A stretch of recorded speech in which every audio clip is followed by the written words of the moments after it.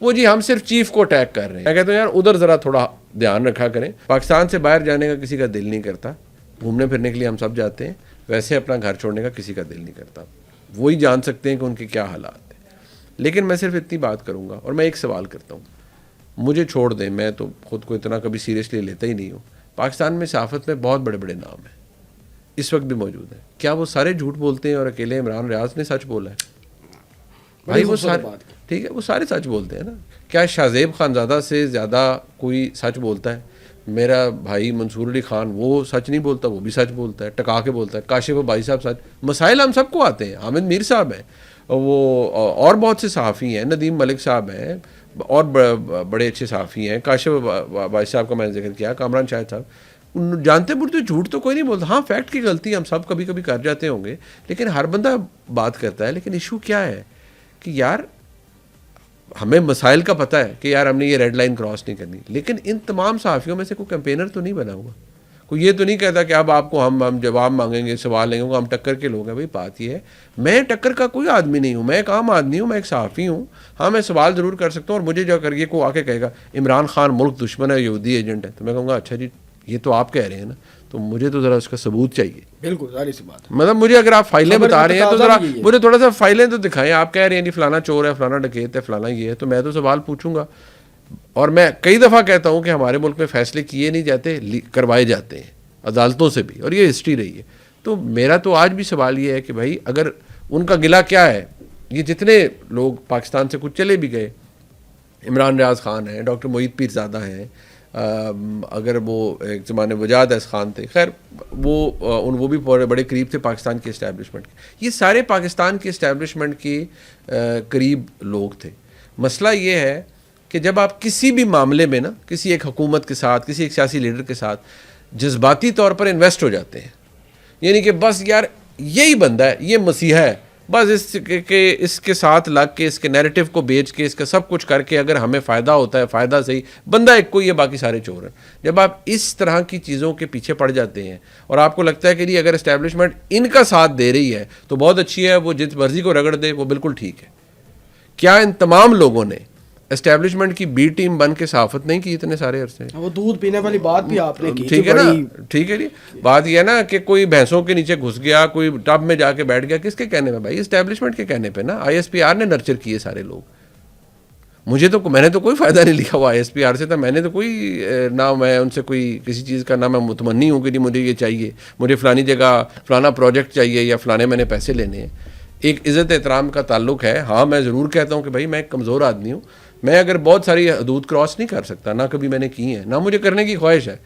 مجھے پتہ ہے ٹھیک ہے بہت سارے معاملات ایسے ہیں جن پہ اگر میں ریڈ لائن کراس کروں گا تو میں پرابلم میں آؤں گا, لیکن مجھے کراس کرنے کی ضرورت نہیں ہے, کیونکہ عام لوگوں کو جب میں یہ کہہ دیتا ہوں کہ یار اس سے زیادہ میں بات نہیں کر سکتا, تو جو بھی آپ کے اس وقت ویور دیکھ رہے ہیں وہ بڑے ذہین ہیں, سب کو پتہ ہے کیا حالات ہیں. لیکن جتنے بھی یہ لوگ ہیں اور بہت بڑے نام ہیں, یوٹیوبرز بہت سے ہیں, کیا یہ لوگ کل تک اسٹیبلشمنٹ کا پورا چورن نہیں بیچتے رہے؟ آج اسی اسٹیبلشمنٹ کو بیٹھ کے گالیاں دے رہے ہیں.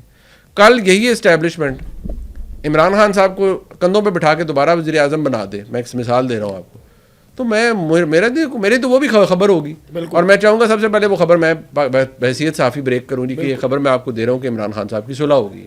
لیکن میں اس اسٹیبلشمنٹ کو گالیاں نہیں نکالنے لگ پڑوں گا, اس لیے کیونکہ میرے لیے وہ ایک خبر ہے. مجھے اس سے کوئی فرق نہیں پڑتا کہ آج میاں شہباز شریف صاحب وزیر اعظم ہیں, کل عمران خان صاحب بن جائیں, کیونکہ میں اس دوڑ میں نہیں ہوں بھائی, میں اس دوڑ کے اندر شامل ہی نہیں ہوں. نہ میرا کوئی مفاد جڑا ہوا ہے کسی ایک حکومت, کسی ایک اسٹیبلشمنٹ. ہاں جو چیزیں میرے لیے امپورٹنٹ ہیں میں وہ ضرور بات کرتا ہوں کہ یار پاکستان کی فوج پاکستان کا اثاثہ ہے, ہمیں اندھا نہیں ہو جانا چاہیے اس کے اوپر اٹیک کرتے ہوئے. کیونکہ ذہن میں رکھیں, جب میں اور آپ یہ گفتگو کر رہے ہیں, پتہ نہیں اس وقت پاکستان کی فوج کے کتنے افسر, کتنے جوان کسی آپریشن کا حصہ ہے, کوئی اس وقت بھی شہید ہو رہا ہے اس ملک کے لیے. تو مسئلہ یہ آ جاتا ہے کہ جب ہم کلی طور پہ بات کرتے ہیں اور کہتے ہیں جی وہ جی ہم صرف چیف کو اٹیک کر رہے ہیں, نہیں, وہ فوج کی پالیسی یہ ہے کہ وہ کہتے ہیں کہ اگر ہمارے چیف پہ اٹیک ہے اس کا مطلب ہے فوج پہ اٹیک, پورے ادارے پہ اٹیک ہے. تو ہاں میں کہتا ہوں یار ادھر ذرا تھوڑا دھیان رکھا کریں. باقی ٹھیک ہے, اٹ ڈزنٹ ریلی میٹر کہ کون کیا کہتا ہے. یار لوگ مجھ پہ تنقید کرتے ہیں, 100 دفعہ کرتے رہیں, میں نے تو کبھی مجھے اب تو شروع میں کبھی میں نے کسی کو جواب دے دیا، میں تو جواب بھی نہیں دیتا کسی کو. اگر میں برا لگتا ہوں تو میں جتنی بھی کوشش کر لوں میں اسے اچھا نہیں لگوں گا. ظاہر سی بات ہے. اچھا سر، ایک بات میں دل کی کرنا چاہوں گا. جمہوریت پاکستان میں، ہم جمہوریت کسی دور میں ہوتا تھا کہ اسٹیبلشمنٹ کا کوئی نام لیتی تھی جماعت تو وہ بڑا اس کو اچھا نہیں سمجھا جاتا تھا کہ یار اس کے ہیں. اگر آپ اب کھل کے کہتے ہیں جی اسٹیبلشمنٹ کا ہاتھ ہوگا تو حکومت آ جائے گی، پھر الیکشن کیوں ہو رہے ہیں، ووٹ کو کس طرح کی عزت مل رہی ہے، پھر بات ہی ساری اسٹیبلشمنٹ پہ چھوڑتے ہیں. جب مرضی حکومت لے آئیں، جس کی مرضی لے آئیں، کیونکہ اب ساری جماعتیں صرف اسٹیبلشمنٹ کا نام لیتے ہیں. جی اسٹیبلشمنٹ ساتھ ہوگی تو حکومت میں ہوگا، اسٹیبلشمنٹ نہیں ساتھ ہوگی تو پھر لوگ ووٹ کیوں ڈالنے جاتے ہیں. جمہوریت کا یہ جو ہم لے کے چلے ہیں سو کالڈ ڈیموکریسی، تو یہ ختم ہو جانی چاہیے. دو چیزیں دیکھیں، ایک چیز یہ ہے کہ میں آپ کو بڑی سادہ سی مثال دیتا ہوں. میں اور آپ ایک ہمارا فیوریٹ ریسٹورینٹ ہے، وہاں سے کھانا کھاتے ہیں. مجھے بھی کھانا وہاں کا پسند ہے، آپ کو پسند ہے، ہم اور بھی بے شمار لوگ ہیں جن کو پسند ہے.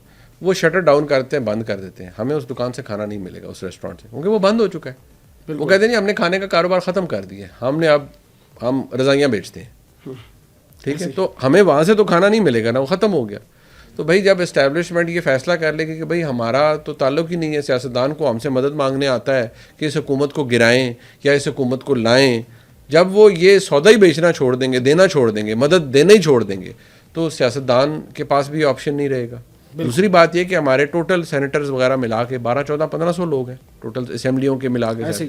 مسئلہ یہ ہے کہ آج بھی وہ ان میں سے 1500 میں سے آج بھی اگر اسٹیبلشمنٹ کا ایک میسج آئے تو 1000 یا 1200 کھڑے ہو جائیں گے کہ حکم کریں، کیا کرنا ہے.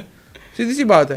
تو بھائی اگر یہی سلسلہ چلتا رہنا ہے تو پھر ہم کوئی تبدیلی نہیں لا رہے، پھر ہم واقعی جو الیکشنز ہیں ان کو بطور ایکسرسائز کر رہے ہیں. ٹھیک ہے جی، ہاں کانسٹیٹیوشن میں لکھا ہوا ہے جی یہ وہ فلان. مسئلہ یہ ہے کہ یہ اگر سپیس ہم کہتے ہیں نا سویلین سپیس، تو یہ صرف نہ سیاستدان اپنے مرضی سے لے سکتے ہیں، یہ فوج کو بھی بحیثیت یا اسٹیبلشمنٹ کو بھی بحیثیت ادارہ ان کو بھی یہ دیکھنا پڑے گا کہ یار یہ ہم نے اس کو کس طرح سے معاملات کو آگے چلانا ہے. کیا ہم نے اپنے آپ کو اپنا رول ری ڈیفائن کرنا ہے؟ اور ملک کی اندر فوج کا تو معیار وہی ہے نا جو پہلے تھا، میرا بھی احساسہ ہے، آپ کا بھی احساسہ ہے، تو ان کی تو اہمیت رہے گی، لیکن ہم نے ان معاملات میں نہیں پڑنا. لیکن مسئلہ یہ ہے کہ یہاں تو ہمارے ملک میں کون سا سیاستدان ایسا نہیں ہے جو یہ نہیں چاہتا کہ فوج اس کے ساتھ اچھے تعلقات میں ہو اور وہ فوج کی بلیسنگ سے، ان کے دست شفقت سے اقتدار میں آئے، یا ایون اپوزیشن میں بھی ہو تو اس کے اوپر دست شفقت رہے. یہ تو بات فیکٹ ہے. تو اس کا نقصان ادارے کو بھی ہو رہا ہے، کس طرح ہیٹ ہے لوگوں کے اندر. دیکھیں، وہ میں آپ کو ایک بات بتاؤں کہ ادارے کو نقصان یا ادارے کی پالیسی کی وجہ سے سوال ضرور اٹھتے ہیں، ساری چیزیں ہوتی ہیں، لیکن ہم اس کے اوپر بہت ساری چیزوں کے اوپر بحث اس لیے نہیں کر سکتے کہ جو قومی مفاد ہے نا اس کی جو ڈیفینیشن ہے وہ میرے پاس تو نہیں ہے، ایسے ہی میں نہیں دے سکتا.